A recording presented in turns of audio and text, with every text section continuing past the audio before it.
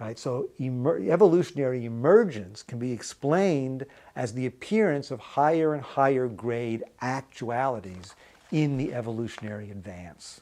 It's no longer incoherent.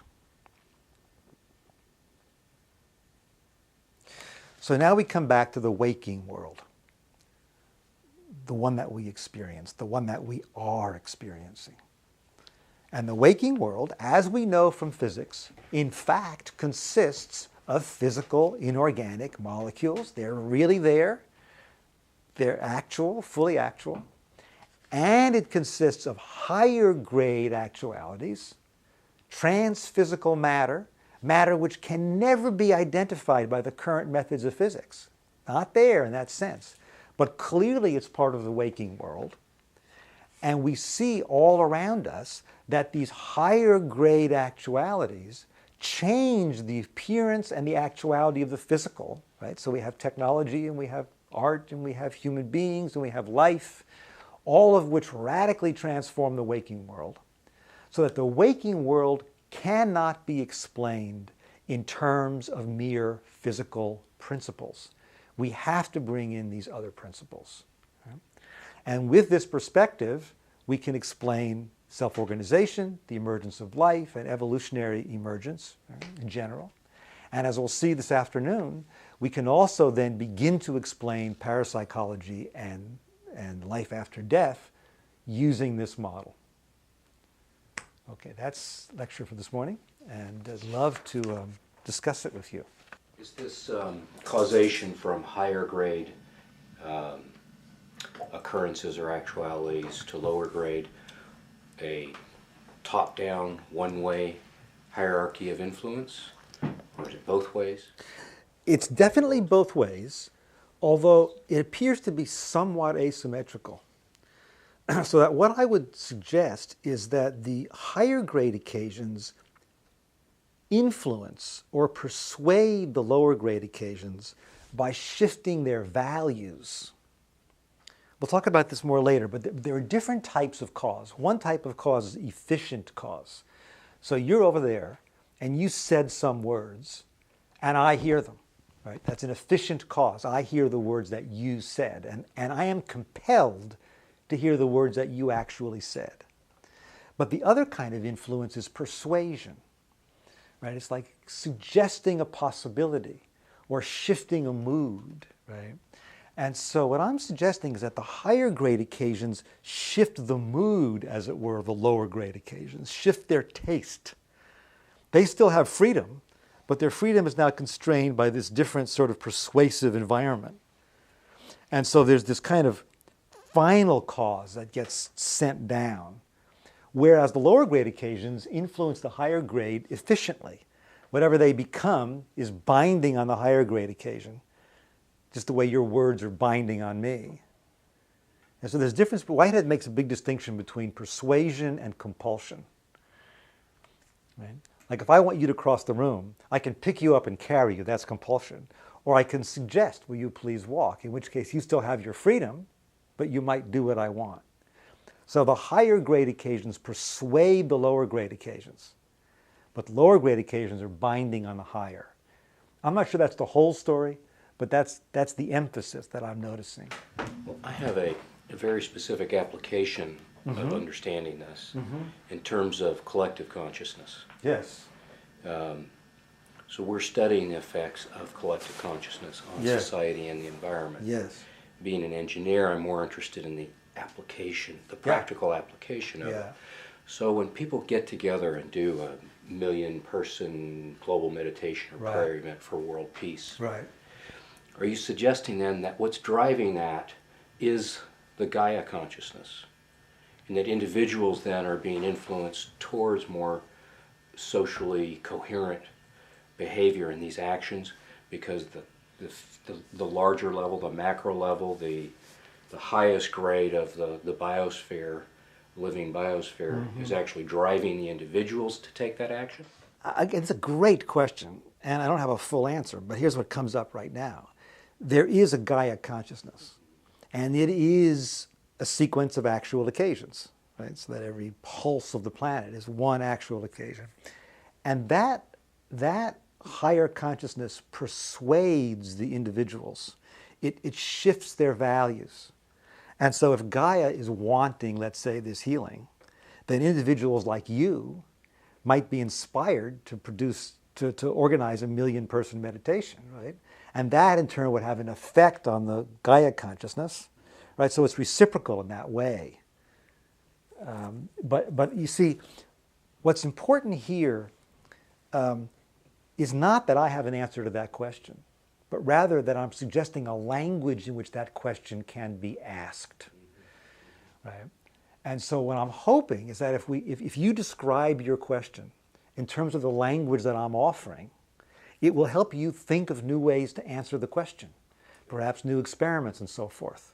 Because if you try to describe what's happening in terms of modern science, you get nowhere. The whole idea of a group meditation isn't even intelligible to a regular physicist, right? So here I'm presenting a language which will allow you to understand physics in this language, but also allows the question you just asked to be formulated in a new way that brings it in relation to physics. But exactly what the answer is, I don't know. Right? That's what's fascinating. Right? Now we can begin to see, can we formulate your question in a way which allows us to test it in some way? That's the hope. Right? That it gives us a language in terms of which we can form a new science. So your question is perfect, but I want to suggest that you take it and run with it and work out an answer in terms of this. You started off by talking about the waking world. Yeah. Okay.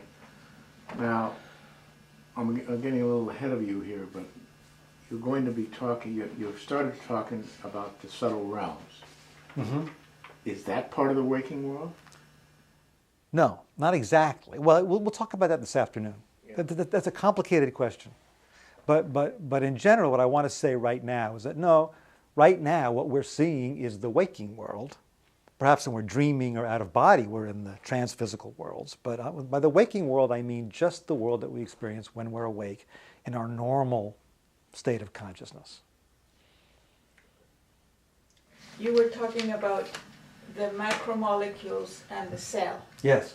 And the macromolecule is going to behave in a particular way when it's not part of the cell. Yes. And then when it becomes part of the Yes.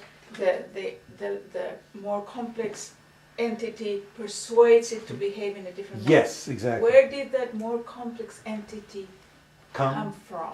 That's a good question. We'll talk about that later, but just very briefly, there are two theories about this, both of which are plausible. One is that as the world becomes complex enough, it generates these higher grade occasions. And the other one is that they pre-exist already in the transphysical worlds and enter into the physical world when the conditions are right. But we'll talk about that this afternoon. I noticed some similarities between Whitehead's philosophy and Teilhard. Oh, very much. There's a lot of crossover, different terminology, but Yes. similarity in ideas. Does Whitehead have any equivalent to the omega point? No. No. Which is quite interesting. So one of the most wonderful features of Teilhard is the way he talks about the within and the without, that every without has a within. But he speaks about it in a very general term. He just says, since we have a without and a within, everything must have a without and a within. What Whitehead gives us is a marvelous, very detailed and highly technical exploration of how that is, of what the within does and of what the without does and how it works, right? And also this scheme of high-grade actualities is exactly what Teilhard refers to when he talks about the law of complexity consciousness. Right? This is really interesting. Right? But Whitehead is not really evolutionary in the same sense that Teilhard and Sri Aurobindo are, because he's dealing at this huge level. If you get to the very, very biggest possible level, all the universes, right? There's an endless succession of universes, all of which are striving toward value, but no finite universe ever fully realizes all the value that's possible. And so it's this kind of steady state universe at the largest scale. But obviously, our universe, our local universe, what Whitehead calls our cosmic epoch, it is an evolutionary scheme. and it's going somewhere. And we could account for that by the whole thing being part of one high-grade society, and Omega would be some culmination of that. And so but Whitehead doesn't talk about that. So what Thomas Berry told Brian Swim, and what Brian Swim told me, is that Whitehead has the philosophy and the analysis, but Teilhard has the story. And Whitehead doesn't have the story. He just wasn't thinking at that level, right? So in a certain sense, it's almost like Whitehead sets a really solid philosophical foundation for Teilhard's story. Yeah, but they're remarkably compatible, And in fact, there's Teilhard, Desjardins, Alfred North Whitehead, John Gebser, and Sri Aurobindo, who I think were the four greatest thinkers of the 20th century, and they're all remarkably compatible one with the other. They were all bringing into the planetary sphere a new intellectual dispensation that we're exploring here together. I was thinking of what Brian told us and Robert McDermott told us in the Teilhard class, that Teilhard and Whitehead never met each other and never knew of each other. And suddenly you find out, but of course there were other thinkers that influenced both, but you find out suddenly that the whole atmosphere of thought in the planet starts moving towards in a particular direction, and of people that have not seen each other, and then you read your thought, or you analyze your thought, and they overlap in an amazing way. And then you can think, well, where is that influence? Where is that atmosphere of thought coming from? That's right, and it's coming from from Gaia herself, right? And so Gaia has a need, right? There's a certain kind of value that she needs, right? And then these thinkers respond to that, right? They're sensitive to it.